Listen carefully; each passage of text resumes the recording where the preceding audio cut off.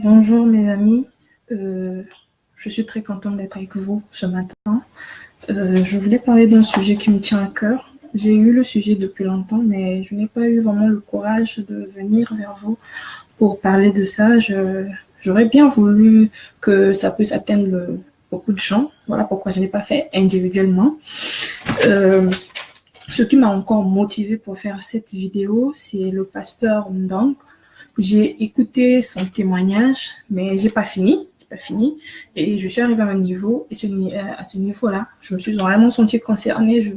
J'ai senti que c'était un message qui était dans mon cœur depuis longtemps, que je ne parlais pas de ça, mais il m'a donné le courage de parler de cela. Je viens pas vous prêcher. On va déjà être clair sur le point. Je viens pas pour prêcher parce qu'on vous connaît. Vous allez dire que non, elle vient prêcher et tout. Non, je viens pas prêcher. Je viens juste partager le message que j'ai dans mon cœur. Qu'est-ce que Dieu veut que nous fassions en tant que ses enfants, en tant que chrétiens, et quelles sont les autres formes d'idolâtrie que nous ne connaissons pas. Je vais vous emmener dans la Bible, dans Colossiens 3, verset 5. Qu'est-ce que Colossiens 3, verset 5 nous dit? Excusez-moi, dans la Bible. Faites donc mourir les membres qui sont sur la terre, l'impudicité, l'impureté, les passions, les mauvais désirs, la cupidité, qui est une idolâtrie.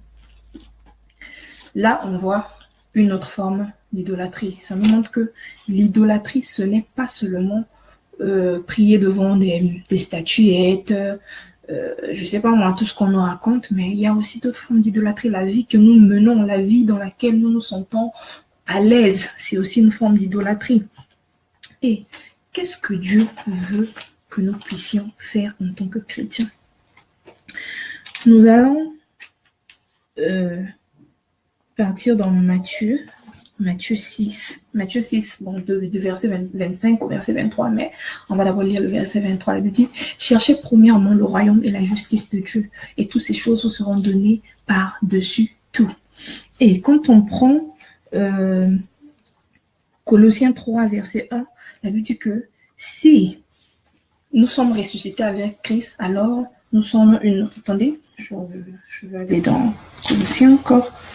Si donc vous êtes ressuscités avec Christ, cherchez les choses d'en haut, où Christ est assis à la droite de son Père. Et quand on repart dans Matthieu, qu'est-ce que la Bible nous dit? Que toutes ces choses que nous demandons chaque jour, ce sont les païens qui le demandent. Mais Dieu nous dit d'abord de chercher son royaume à lui, sa justice. Et il y a une tendance dans l'Église aujourd'hui, et ce sont nos pasteurs, nos hommes de Dieu, qui sont en train de nous aider à nous perdre, dans le sens où, quand on va à l'église, on n'écoute plus vraiment la parole. Ce que nous écoutons, c'est Dieu fera ceci, tu veux une parcelle, tu veux un mari, tu veux du travail, tu veux une voiture. Notre Dieu est-il devenu un Dieu de voiture, un Dieu de mariage, un Dieu du boulot?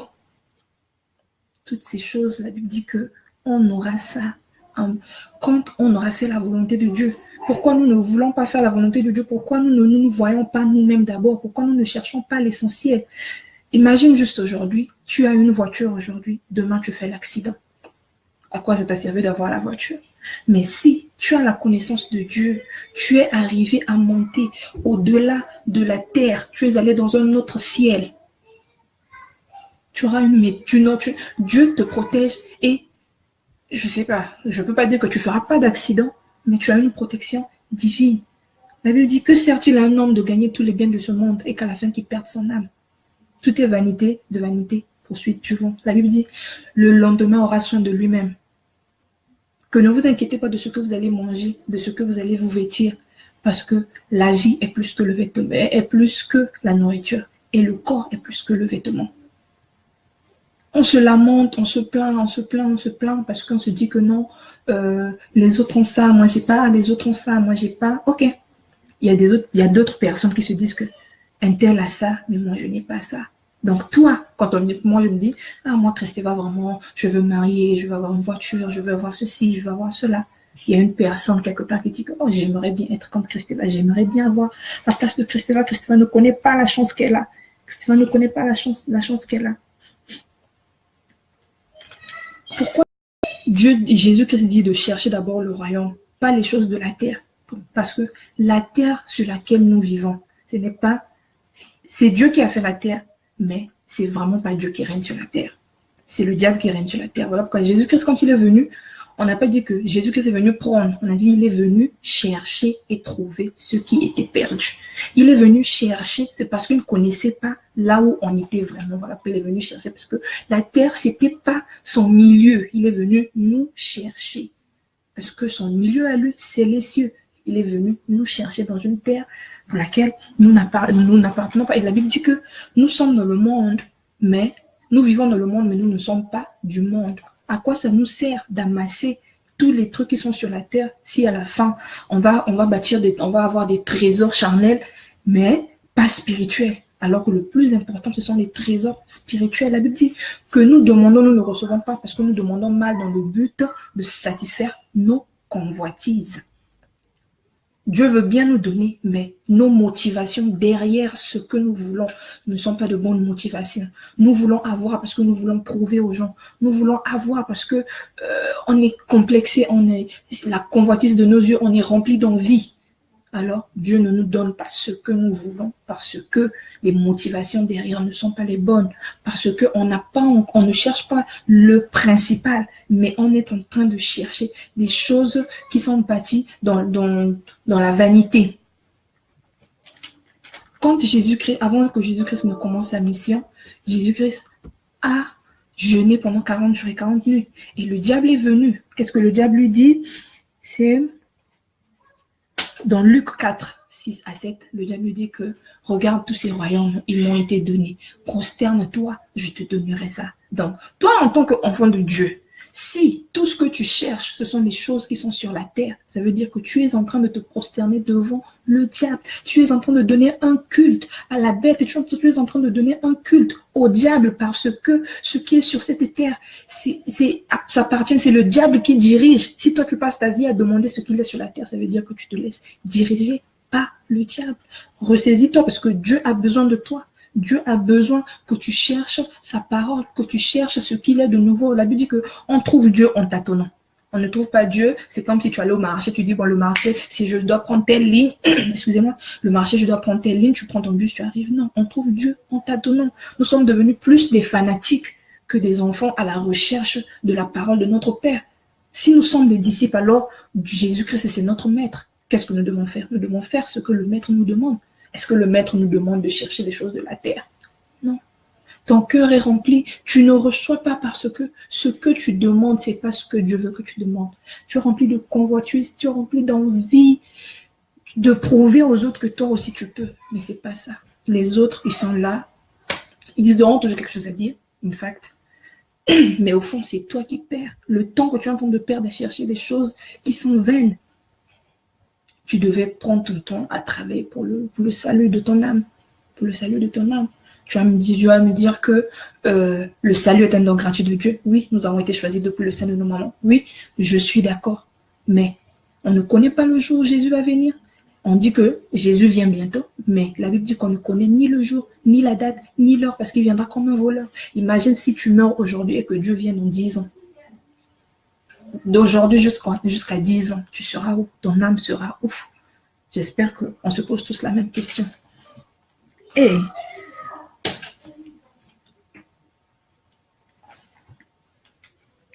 à l'église, les pasteurs, ils nous vendent l'huile d'onction. Et on achète, on donne beaucoup d'argent pour acheter l'huile d'onction. Croyez-vous vraiment que l'onction que Dieu donne peut s'acheter à prix d'argent? L'onction que Dieu va te donner peut s'acheter à prix d'argent. Qu'est-ce que Jésus-Christ fait quand il est allé à l'église et qu'il a trouvé les gens en train de vendre? Ça, c'est dans Matthieu 21, verset 12 à 13. Il a trouvé des gens en train de vendre. Qu'est-ce qu'il a dit? Que ma maison est une maison de prière. Vous êtes en train de la transformer en une maison de brigands. C'est juste un exemple pour dire que l'église n'est pas là pour vendre. De surcroît, vendre ce qui ce que Dieu donne, ce qui est spirituel. L'onction, c'est quelque chose de spirituel, c'est pas quelque chose de charnel. Et si on commence à te vendre quelque chose de spirituel, tu dois te poser des questions. Dieu ne trouve pas de place dans ton cœur parce que quand il veut entrer dans ton cœur, il trouve des désirs qui sont contraires à la volonté de Dieu. Si tu es ressuscité avec Christ, alors tous tes désirs, toutes tes envies sont morts. Tu es une personne nouvelle, une personne qui doit avoir des désirs qui sont nouveaux. Quels sont les désirs que Dieu veut? Que tu puisses rechercher sa face, que tu puisses rechercher sa parole, que tu puisses être en mesure de déchiffrer, pas de déchiffrer, mais d'essayer de comprendre la Bible, parce que nous trouvons entre Genèse et Apocalypse. Nous sommes là au milieu. La Bible a tout dit. La Bible a tout dit. Les pasteurs nous disent ce qu'ils disent, c'est parce que c'est ce que nous voulons entendre. Si on va dans une église là où il y a la vraie parole, là où c'est une parole qui est forte, comme la Bible dit que cette parole est forte, qui pourra l'écouter, on ne veut pas, parce que c'est pas ce qu'on veut. On veut que l'église puisse bercer nos envies. Je suis prostituée, je veux que l'église ne puisse pas parler de la prostitution, mais qu'ils me disent que tu auras l'argent. Que tu auras l'argent.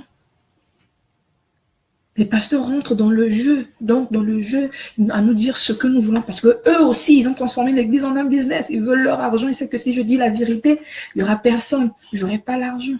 J'aurai pas l'argent. Je ne dis pas que les églises qui sont remplies sont des églises fausses. Non, je ne dis pas. Je ne dis pas. Je dis juste que la parole de Dieu est en train d'être erronée. Les enfants de Dieu sont en train de se perdre parce que nous sommes en train de réfléchir avec notre chair, croyant que nous sommes en train de faire les désirs de l'esprit. Dieu n'arrive pas à entrer dans nos cœurs. Notre cœur, c'est là où Dieu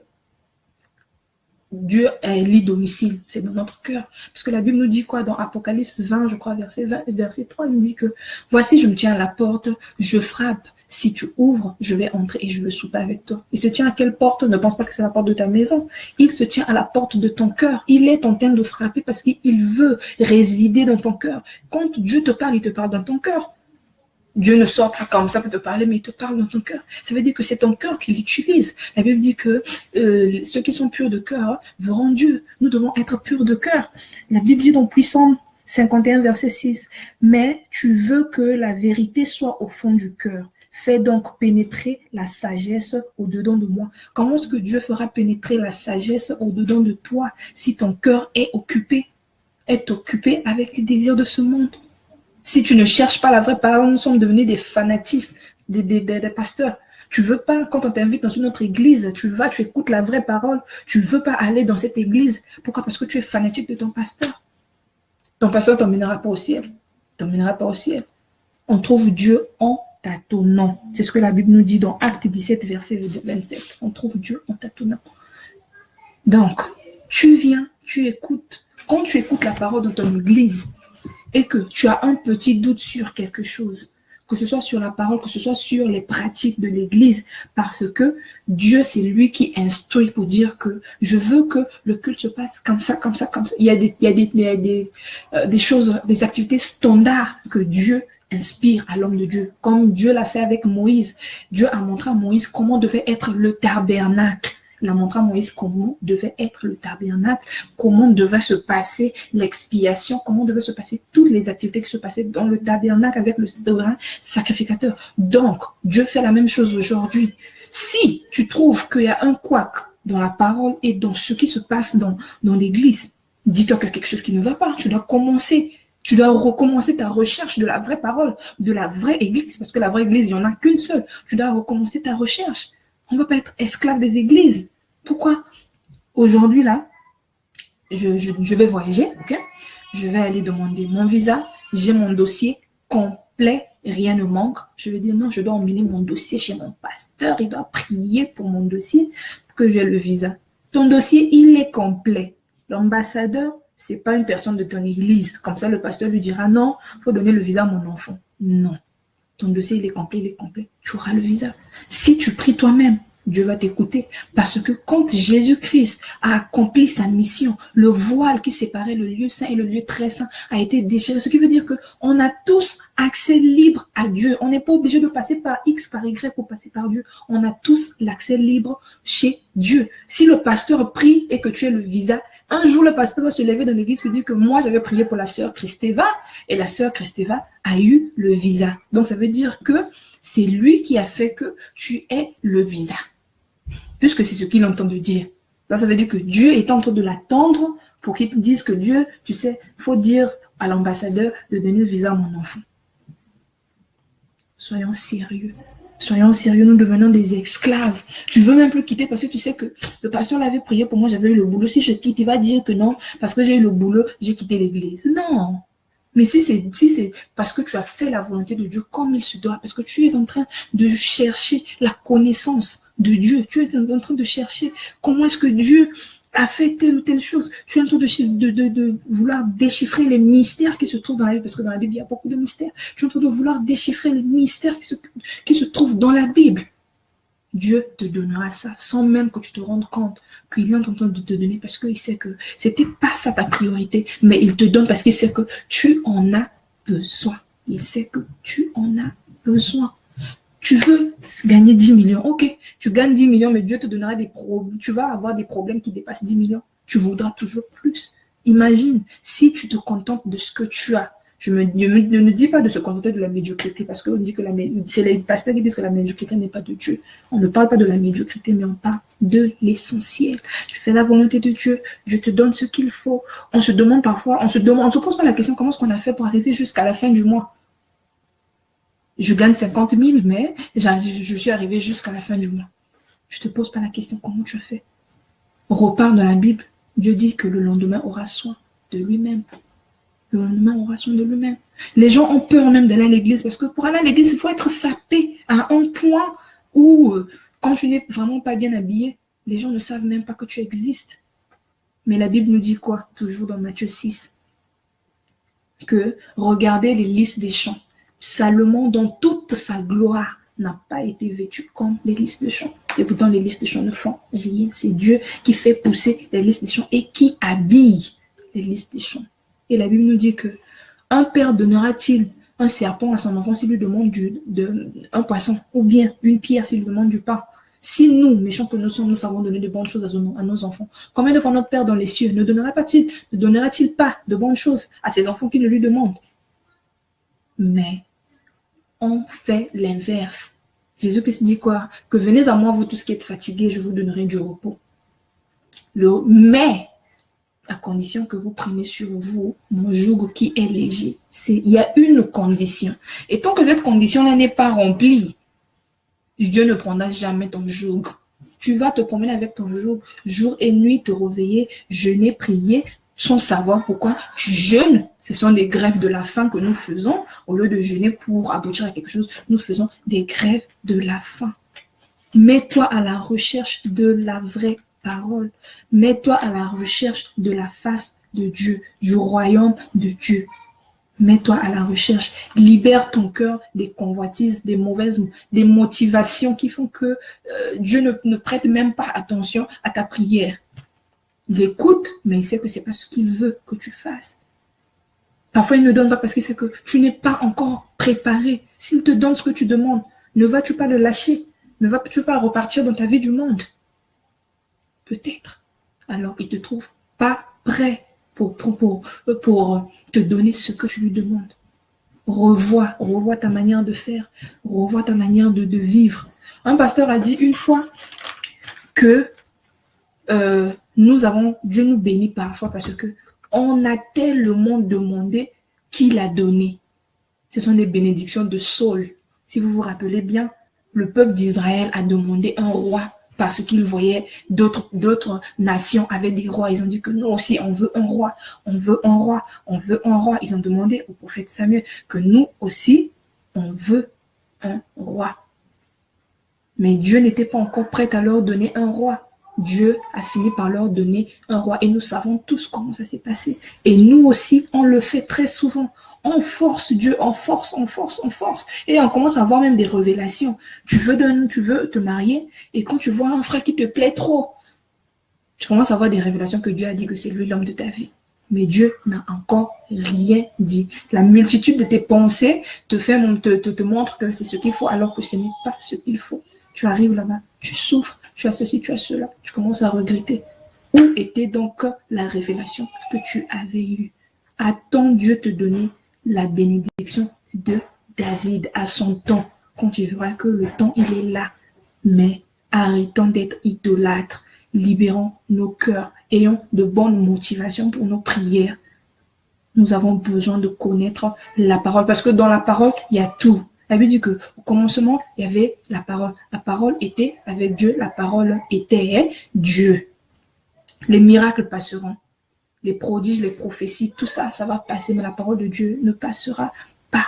Si tu connais la parole de Dieu, si tu connais ce que Dieu veut que tu fasses, tu ne vas pas t'embrouiller. Tu sauras où mettre ton pied, où ne pas mettre ton pied. Dieu te parlera par des signes. Tu n'auras vraiment pas besoin de tout le temps faire des 10 ans de jeûne et prière pour que Dieu puisse te dire quelque chose. Tu auras ce sens-là qui va se développer, qui fera que tu aies un avance sur les choses. Tu n'auras vraiment pas besoin de tout le temps passer tout le temps à faire je ne sais quoi. Tu dois étudier, tu dois méditer la Bible, tu dois méditer la parole de Dieu. Parce qu'on nous trompe beaucoup, parce qu'on ne connaît pas la parole. On nous fait payer l'huile d'onction à 5 000, à 10 000, à 20 000.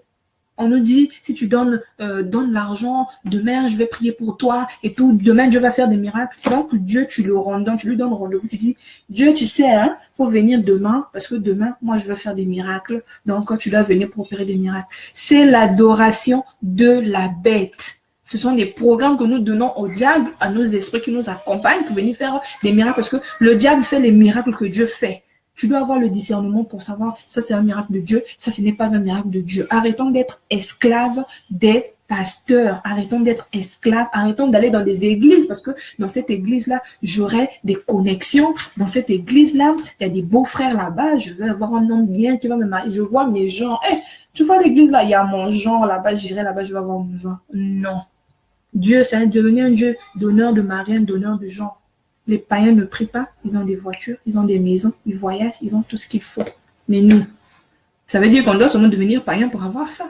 Mais non, on ne doit pas devenir païen pour avoir ça, mais c'est parce que on ne cherche pas bien. On ne fait pas ce qu'il faut pour que nous puissions avoir ce que nous avons besoin. La Bible nous dit quoi dans Puissance 23? Il dit que parce que l'Éternel est mon berger, j'ai ce qu'il me faut. La Bible ne dit pas j'ai ce que je veux. Non. La Bible dit j'ai ce qu'il me faut. Parce que Dieu est la seule personne qui sait ce dont nous avons besoin. Il ne donne pas ce que nous voulons avoir, mais nous donne ce dont il pense que ça sera important pour nous, qui pense que ça va nous donner la vie, ça va faire que nous puissions être bien. Pourquoi nous ne faisons pas un effort? Pourquoi nous ne faisons pas un effort? La Bible nous dit quoi dans Hébreux 13, verset 5? Que votre conduite ne soit pas guidée par l'amour de l'argent. Contentez-vous de ce que vous avez et tout, parce que Jésus-Christ ne vous laissera jamais. C'est ce que la Bible nous dit dans Hébreux 13, verset 5. Et la même Bible dit dans Luc 16, verset 13, que un serviteur ne peut pas avoir deux maîtres. Tu aimeras l'autre et tu haïras l'autre. Une personne ne peut pas servir Dieu et Mammon en même temps, le Dieu de l'argent, Mammon. Donc, Dieu a besoin d'avoir l'exclusivité dans ton cœur, l'exclusivité dans ta vie. Tu as peut-être cherché à revenir à Dieu, mais tu as honte parce que tu as fait des choses qui n'ont pas plu à Dieu. Oui, tu es une personne, tu as la chair est faible. L'esprit est bien disposé, mais la chair est faible. On fait des choses. Aujourd'hui, là, quand tu es sur le point de commettre un péché, de commettre l'iniquité, surtout quand tu as déjà commencé, Satan te parle et te dit, mais continue seulement parce que tu as déjà commencé. Tu as déjà commencé, Dieu a déjà coché que tu as péché. Continue seulement. C'est en ce temps-là que tu dois dire, non, non, non, je ne vais pas continuer. Si moi, je m'occupe de ça, je ne devais pas être devant vous en train de faire cette vidéo. Je ne devais pas être devant vous en train de faire ce que je suis en train de faire. Parce que je ne suis pas sainte, je ne suis pas pure, j'ai mes péchés, comme j'ai souvent l'habitude de le dire à mes amis, que moi j'ai mes propres démons, je ne vais pas être là à m'occuper des démons des autres. Parce que moi je sais que j'ai mes propres histoires. Je ne peux pas être là à dire que non, comme ça. Mais j'ai pris mon courage pour faire, parce que je me suis dit que d'autres personnes ont besoin d'écouter cette parole. D'autres personnes ont besoin de comprendre ce que moi j'ai compris dans la manière dont je l'ai compris. Peut-être qu'avec mes mots, ça sera plus facile qu'avec les mots d'une autre personne. Voilà pourquoi je l'ai fait aujourd'hui. C'est pour vous aider. Pour vous aider. La Bible dit quoi dans 2 Chroniques 7, verset 14? Que si mon peuple sur qui est invoqué mon nom, attendez, je vais voir le verset pour ne pas que je puisse mentir. Pour ne pas que je puisse mentir. Ouais, excusez-moi. Que si mon peuple sur qui mon nom est invoqué s'humilie, prie et cherche ma face, se détourne de leur mauvaise voie, je les pardonnerai et je vais guérir leur pays. Le Seigneur est en même de bénir ton pays. Ton pays, c'est ta vie, c'est tout ce qui t'entoure qui fait que tu te sentes mal, que tu te sentes malade. Parce que la maladie, c'est pas seulement quand la chair souffre, ton corps physique souffre. Tu peux avoir une maladie spirituelle. Ton âme peut être en train de souffrir. Ton âme peut être en train de pleurer. Et Dieu va te guérir. Il a juste besoin que tu reviennes à lui. Les bras de Dieu sont toujours ouverts. Tout ce qu'il veut, c'est que tu te répondes de tes mauvaises voies, que tu reviens, tu dis, Seigneur, pardonne-moi, je suis revenu, j'ai besoin de toi. Il va t'accepter dans son royaume. Faisons attention. Faisons attention. Dans les églises que nous allons, c'est pas le fanatisme. On est à la recherche de Dieu. Le jour que tu vas trouver que tu as retrouvé Dieu, tu n'as aucun doute sur la parole qui t'est prêchée, tu n'as aucun doute sur les pratiques, sur ce qui se passe à l'église. Tu as trouvé Dieu. Il n'y a pas de problème. Mais si tu n'as pas encore trouvé, ça ne sert à rien d'être fanatique du pasteur. Tu n'as pas besoin d'être fanatique. Tu as besoin de toi. Change ta vie. Repars à Dieu. L'idolâtrie va t'emmener nulle part. Dieu est un Dieu jaloux. Dieu se sent triste parce que tu as occupé ton cœur avec des choses qui ne sont pas importantes. Dieu se sent jaloux, il se sent mal. Imagine-toi, comme a dit le pasteur d'Ancre, que tu es amoureux d'une personne, tu es follement amoureuse d'une personne et que cette personne-là te prouve que moi, je t'aime pas, moi, c'est X que j'aime, ou bien moi, la chose la plus importante, c'est d'abord ma vie, tout ça. Comment est-ce que tu te sens? Alors, l'amour infini que Dieu a pour nous, qui a fait qu'il puisse donner son seul fils en sacrifice, afin que nous puissions avoir la vie.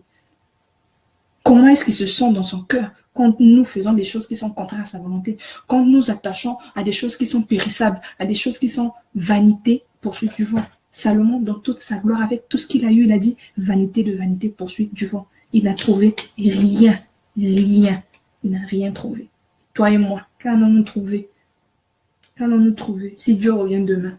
Est-ce qu'il trouvera notre cœur pur? Nous dormons même mal parce que tu as peur de te réveiller, parce que tu sais que j'ai peur de me réveiller, la voiture que je veux là, le mari que je veux là, je n'ai pas encore eu. Les gens se moquent de moi que toi, là, vraiment, tous les autres sont mariés, toi, tu n'es pas marié. Et alors?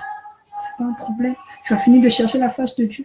Si tu cherches la face de Dieu, tu n'auras plus besoin de faire une prière de dire Seigneur, j'ai besoin de la voiture, j'ai besoin de ça. Non.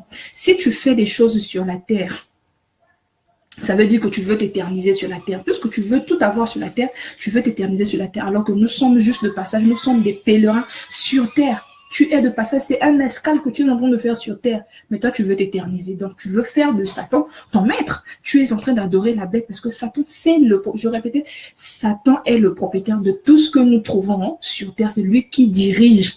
Voilà pourquoi quand Satan est allé dire, aller voir Dieu, Dieu a dit, tu étais où? Il a dit, j'étais sur la terre, j'étais en train de me promener. Dieu dit, tu as vu mon fils Job, tu as vu comment il est intègre. Pourquoi Dieu n'a pas dit à un ange, va d'abord voir comment est-ce que mon fils est intègre? Non, il a demandé au diable, parce que le diable, c'est lui qui voit tout. Il voit tout. Et qu'est-ce que le diable a dit? Que touche à ses biens, touche à ceci, il va peut-être arrêter de te servir. Mais en cela, Job ne pécha point. Parce qu'il savait que ce qu'il avait sur la terre, c'est Dieu qui avait fait qu'il puisse avoir. Et s'il a perdu, c'est que c'était aussi la volonté de Dieu. Cherchons la volonté de Dieu. Je m'arrête là. J'espère que vous avez été bénis par ce que j'ai dit. Et si vous avez des questions, si je peux répondre, je répondrai. Si j'ai pas de réponse, je vais chercher des réponses chez mes frères, mes sœurs en Christ. On va vous répondre, on va vous aider. Et on va vraiment faire ce qu'il faut parce que on a besoin de connaître la parole de Dieu, la vraie parole de Dieu qui donne la vie, pas la parole qui donne les choses de la terre qui sont vanité, qui ne vont pas nous emmener au ciel parce que notre destination finale, c'est le ciel. Passez un bon week-end, que Dieu vous bénisse. Merci.